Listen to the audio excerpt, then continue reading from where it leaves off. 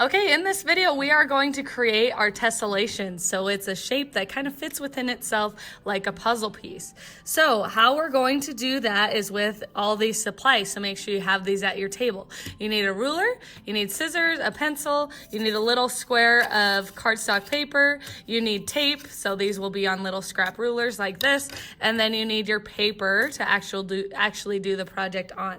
So first thing we need to do is turn this little piece of cardstock into a perfect square. So there's a couple of steps to do that. So just follow along with me. Start by putting this square underneath the corner of your paper like this, and then trace the corner of your paper. We know the white paper already has a perfect corner on it, so we're gonna use that to make a perfect corner on our yellow square.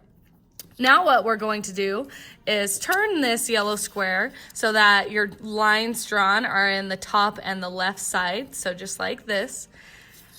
Then line up your ruler across the top and make sure zero's on your line that you drew. So zero's on the line you drew, not on the edge of your little paper. And make a mark at the number 2, okay? Make a mark at 2 inches. Then drag your ruler to the bottom, same thing, zeros lined up with the line, and make a mark at the number 2. And then connect those 2 marks, okay? Then we just need to do this one more direction. So the line we just drew, we're gonna measure against that. Line up your ruler, 0 should be against the line, not the paper, against the line. Make a mark at the number 2. Slide your ruler down, same thing, zeros lined up against the line, not the paper. Make a mark on the number 2, and then connect these marks. Now right here, we have a perfect square, so you just need to grab your scissors and cut this out. Now remember, if I'm ever going too fast, just pause the video so you can catch up and then press play when you're ready. So we're just cutting away this excess, so now we know we have a perfect 2-inch square. So no matter, these were cut a few years ago actually by a TA, and they had to cut a lot of them. So we got to make sure we're turning them into a perfect square like this. Now we can create our tessellation stencil. So what you want to do is draw something from corner to corner on your stencil. So it doesn't really matter what it is, but my advice is keep it simple. So I'll just show you an example. Like if I want to do like kind of a wavy, pointy pattern. Corner to corner, like that. So draw something corner to corner, and when you're done drawing it, go ahead and continue watching this video. Next step, you are going to cut out what you drew. Now be very careful. You have to have this all in one piece. If you lose any pieces, it's not going to be a true tessellation. So keep it all in one piece. So I'm just cutting this out.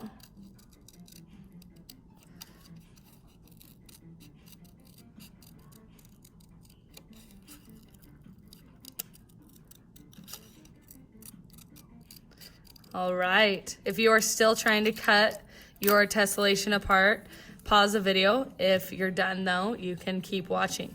So we have a few options of where to put this piece. I can put it right here. That would be a rotation tessellation. I could put it straight across, that's translation. Or I could put it across and flip it, that's glide reflection. So that means my shape will flip back and forth when I trace it.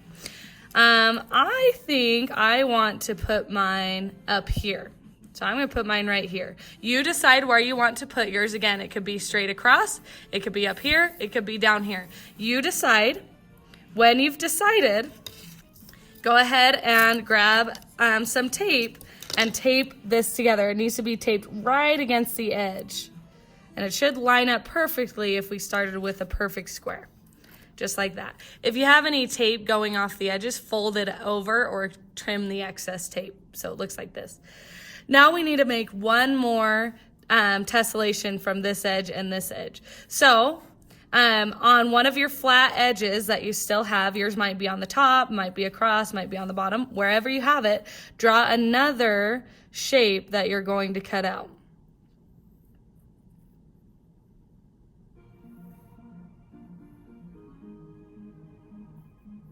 So I just decided to do some zigzags. So if you're still drawing what you want to cut out, keep going. If you've got it, go ahead and start cutting it out.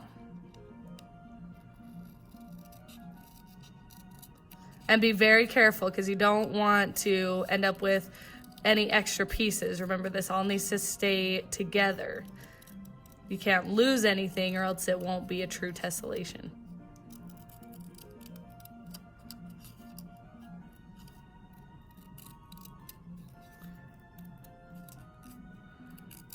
Okay, so now the only place I can attach this is right here. So I'm gonna go ahead and put mine there and tape it.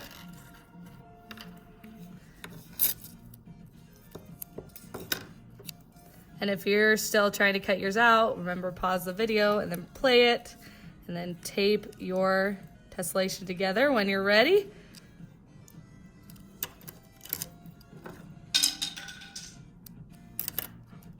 All right, so yours should be different than mine. Hopefully it does not turn out the same. Next thing we do, when you're ready, when you've got your tessellation traced and ready to go, I want you to just drop it randomly in the middle of your paper. Doesn't matter where exactly, just somewhere in the middle. And hold it down and very carefully trace around the edges.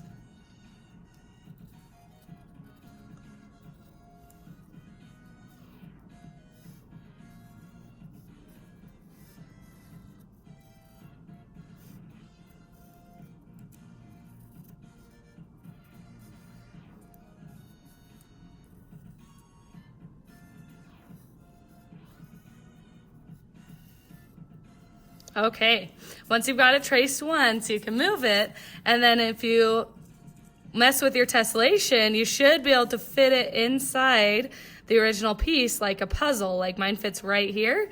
So I'm gonna trace it there again. And anytime it goes off the edge, you just trace where it fits and just draw right, to the edge. Because we want to fill this page. We want to go all the way to the edges.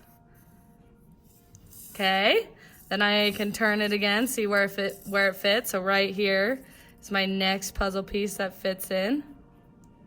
And I hold it, and again, I just trace whatever fits on my paper.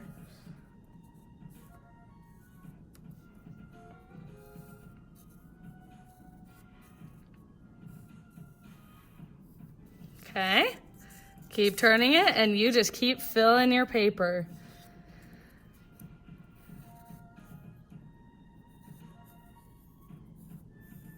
If you're having trouble finding a match, flip your tessellation stencil over and see if you can find a match that way, because there's a chance you did glide reflection without even knowing it, like if you accidentally flipped a piece of your stencil.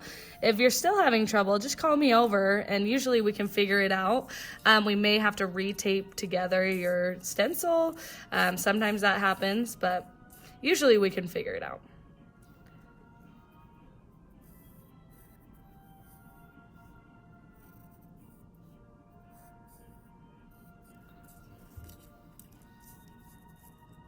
So I'm just constantly finding where this goes. Sometimes it doesn't fit completely perfectly, but it should be pretty darn close. So if yours is like not even close to fitting, but you're guessing, try again somewhere else. Make sure you're actually getting the best fit.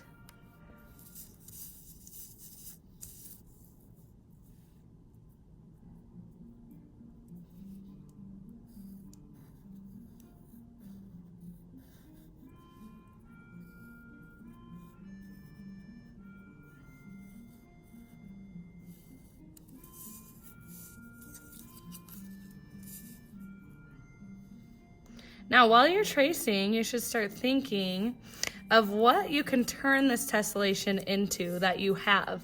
So it depends on your own tessellation. Like everyone's is going to be different, and that's what's great about this project is no two tessellations are alike. Everyone's is going to be unique in their own way. So you start looking as you're tracing, like think about, okay, what could this become? Do I see a face in there? Do I see an animal in here? What can I turn this into? Because that's usually the step that kind of holds up students the longest. They sit and think like, I don't know what this is gonna become. You could also ask your neighbors when you're done tracing and see what they see. A good trick too is to rotate your paper around, see if there's any shapes that pop out at you when you turn it around or something like that. But you can start brainstorming now while you're trying to trace.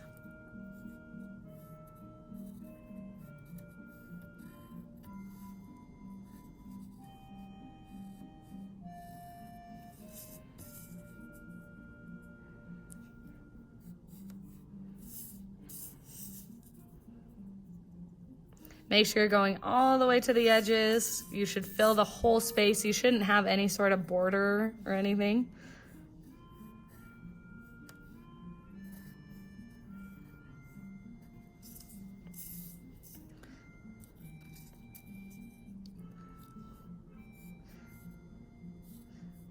All right, so if you're still tracing your tessellation, pause the video. If you are done, you could just pause from your work and watch how I'm gonna do this.